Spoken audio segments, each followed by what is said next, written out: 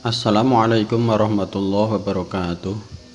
Berikut ini kisah Kiai Baraseso, ahli ibadah yang wafat dalam keadaan su'ul khatimah. Kisah Baraseso ini cukup terkenal di kalangan umat muslim Indonesia, khususnya kalangan pesantren. Baraseso diceritakan semula adalah seorang alim. Ia ahli ibadah yang tidak pernah meninggalkan perintah Tuhan. Suatu ketika setan tertarik untuk menggodanya, berupaya untuk menjerumuskan Baraseso dalam kesesatan. Setan pun dengan segala tipu daya berusaha menggoda Baraseso. Berikut ringkasan kisahnya dipetik dari kitab Mashaibul Insan min Makaidi Syaitan karya Syekh Al-Maqdisi Al-Hanafi. Namun sebelum kisah ini kita lanjutkan, alangkah baiknya agar pemirsa menekan tombol subscribe, like, dan jangan lupa komen jika pemirsa menyukai cerita ini. Ibnu Abbas radhiyallahu anhu menceritakan, ada seorang ahli zuhud bernama Baraseso. Dia beribadah dalam kuil atau tempat ibadah selama 70 tahun. Tidak pernah bermaksiat sedikit pun.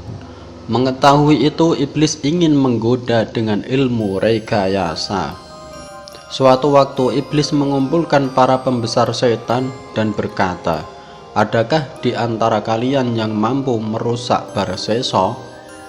Setan putih berkata kepada iblis, saya sanggup merusaknya.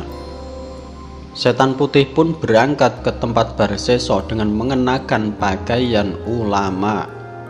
Dia juga mengenakan sesuatu di atas kepalanya.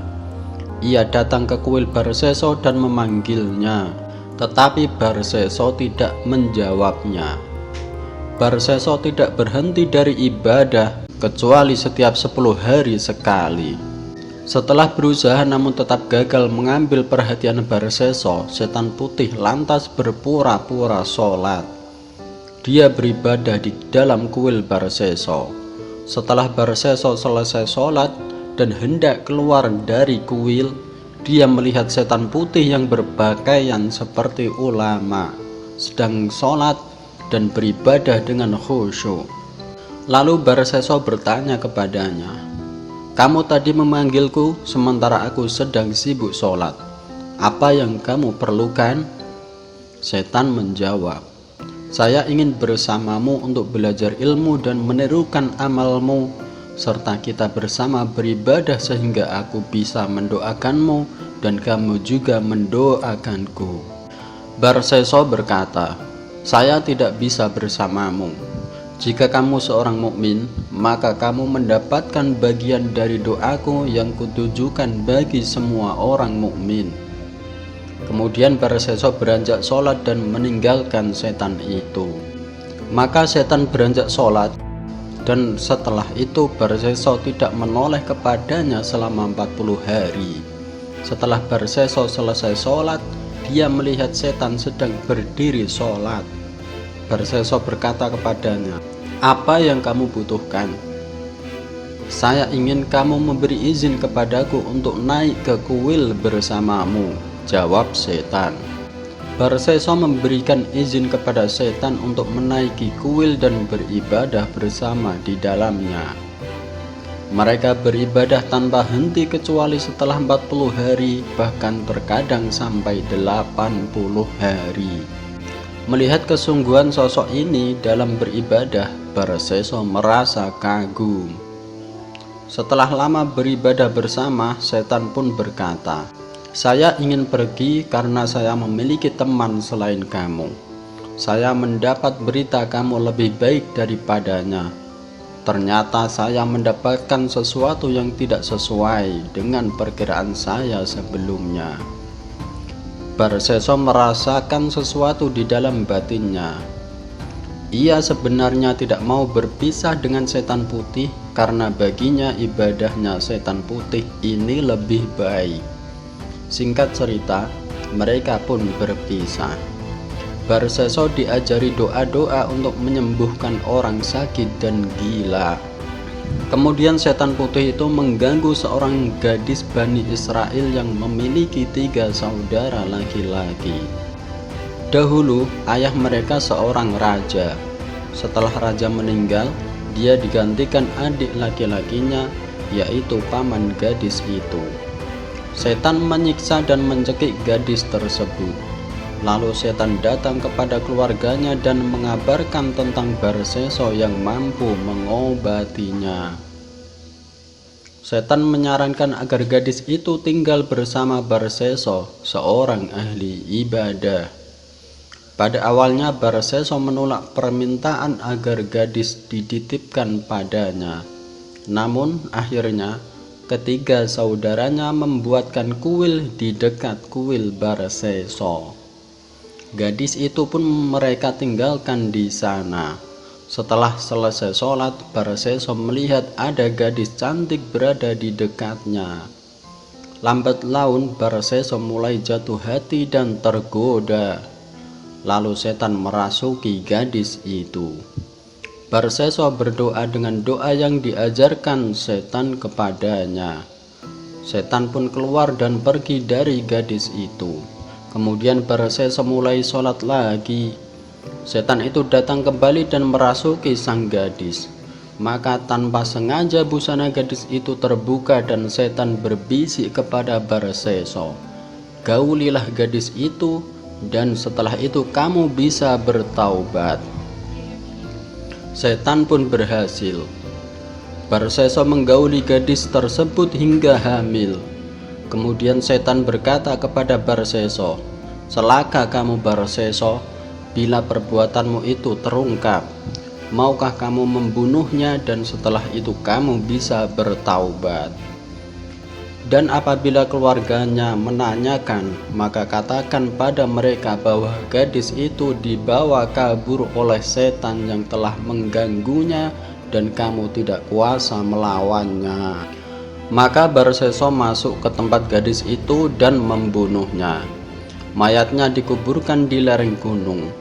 Pada saat Barseso menguburkannya, setan datang dan menarik ujung pakaian gadis itu sehingga tidak tertimbun tanah.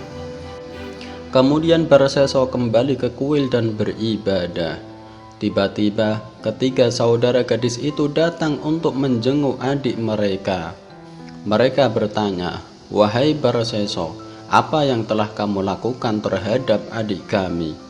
"Setan datang dan aku tidak mampu melawannya," jawab Barseso. Mereka pun percaya dan pulang. Pada malam hari, dalam suasana duka, kakak paling tua dari gadis itu didatangi setan dalam mimpi. Setelah memberitahukan kejadian asli yang menimpa adiknya, namun dia tidak percaya. 3 kali datang ke dalam mimpinya namun tetap tidak dipercayai. Setan pun datang ke saudara yang kedua dan ketiga. Kemudian ketiganya bertemu saling menceritakan mimpi sama yang mereka alami. Lalu setan datang dan memberitahu tempat adik mereka dikubur. Melihat kebenaran yang ditampakkan setan, ketiga saudara itu mendatangi Barseso dengan membawa linggis dan kapak. Mereka menghancurkan kuil Barseso dan menangkapnya lalu dibawa di hadapan raja. Setan kembali membisiki Barseso, "Kamu membunuhnya, kemudian kamu ingkar. Akuilah perbuatan itu." Sang raja pun menjatuhkan hukuman mati kepadanya dengan disalib di kayu. Pada saat disalib, setan putih mendatanginya. Setan ini menawarkan bantuan untuk menyelamatkannya dengan bersujud kepada setan. Barseso menyetujuinya dan bersujud kepadanya. Setelah itu setan pun meninggalkannya dan berujar, "Wahai Barseso, inilah yang saya kehendaki darimu. Akhirnya kamu mengikutiku dan kafir terhadap Tuhanmu.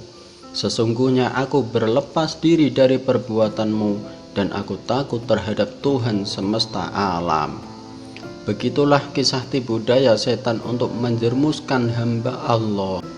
Ia mencoba menyesatkan manusia meski sejatinya setan tetap takut kepada Allah. Dalam Al-Quran surat Al-Hasyr ayat 16 dan 17 Allah berfirman,